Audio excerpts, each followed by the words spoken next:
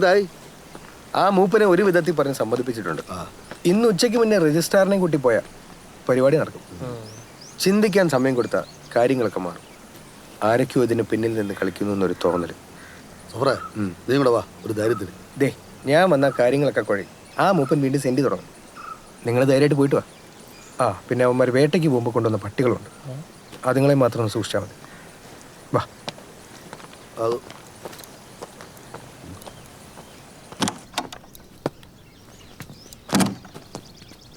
ഈ റിസോർട്ട് മേടിച്ച പിന്നെ ഒരു പരിപാടി നടക്കണില്ല ചേട്ടാ. ആ സാമിയുടെ ശാപതം ഉണ്ടോന്ന് എനിക്ക് നല്ല ഡൗട്ട് ഉണ്ട്. അങ്ങേറ്റ് ഇത് കഷ്ണം മുഴുവൻ ഉണ്ടാക്കിയതല്ലേ. ഇത് നടത്തിക്കൊണ്ടുപോകാൻ ഞങ്ങളെ കൊണ്ട് പറ്റുമെന്ന് തോന്നുന്നില്ല. കുഴപ്പമില്ലാത്ത വിലയിട്ട് കഴിഞ്ഞാ അങ്ങ് കൊടുക്കാം. ഇല്ലടാ, കൊടുക്കാം. OLX ആഡ് ഇട്ടിട്ടുണ്ട്. മറ്റു രണ്ടുപേരോട് പറഞ്ഞിട്ടുമുണ്ട്. നമുക്ക് നോക്കാം. അതിർത്തിയിലെ സാഹചര്യം പ്രതിരോധ മന്ത്രി രാജ്നാഥ് സിംഗ് സൈനിക മേധാവി ബിപിൻ റാവത്തുമായി ചർച്ച നടത്തി. മറ്റു വാർത്തകളിലേക്ക് വരാം ഇടവേളയ്ക്ക് ശേഷം. നീ അതൊന്ന് ഓഫ് ചെയ്യണം സഫറേ. നമുക്ക് ഇന്നത്തെ കാര്യങ്ങൾ തീരുമാനിക്കുന്നതാ. ഇതെൻ്റെ കൂടെ 10ാം ക്ലാസ് വരെ പഠിച്ച കുട്ടിയാണ്. My first love. ഈ കൊമേഴ്ഷ്യൽ ബ്രേക്ക് കഴിഞ്ഞ് വരുമ്പം അവൾ എനിക്ക് വേണ്ടി ചിരിക്കും. അതായപ്പോൾ മെസ്സേജ്. പോടാ, ഇവൾക്ക് കുറെ ഫാൻസ് ഉള്ളതാണ്. എന്നോടിപ്പോൾ ഒരുതരം സിമ്പതിയാണ്. എന്തിന്? അവളിപ്പോൾ കെട്ടിക്കുട്ടിയൊക്കെ ആയി.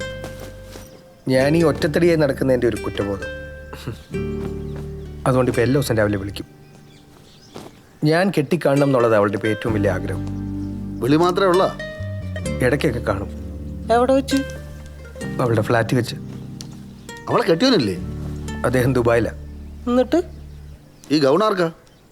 അയ്യോ, വണ്ടിയിൽ ബീഫ് ഇരിപ്പുണ്ട്, മറന്നുപോയി. ബീഫാ? ഇവൻ എന്തോടെ ഇവിടെ ബീഫ് കറി വയ്ക്കാനാ വന്നത്? ബീഫല്ല, ഇവന് പറ്റിയത് കോഴിയാ.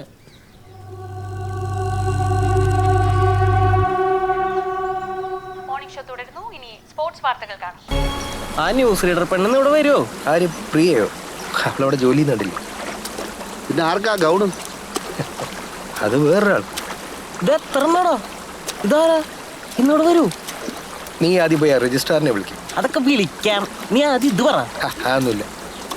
6 മാസം മുമ്പ് ഞാൻ OLX പോസ്റ്റ് ചെയ്ത് മിനി കൂപ്പറിൻ്റെ ആഡ് കണ്ട് വണ്ടി വാങ്ങാൻ വന്നെടുത്ത് ആ കച്ചവടം നടന്നില്ല. അന്നൊരു പ്രാവശ്യം കണ്ടുള്ളൂ. അതിനുശേഷം വല്ലപ്പോഴൊക്കെ മെസ്സേജ് അയക്കും. കാണാനെങ്ങനെയുണ്ടാ? കാശ് കൊടുത്താൽ കിട്ടൂ. ഒന്ന് പോടാ പോത്തെ അവിടെ നിന്ന്. മിനി കൂപ്പർ വാങ്ങാൻ വന്നോളല്ലേ കാശ് കൊടുത്താൽ കിട്ടുന്നത്.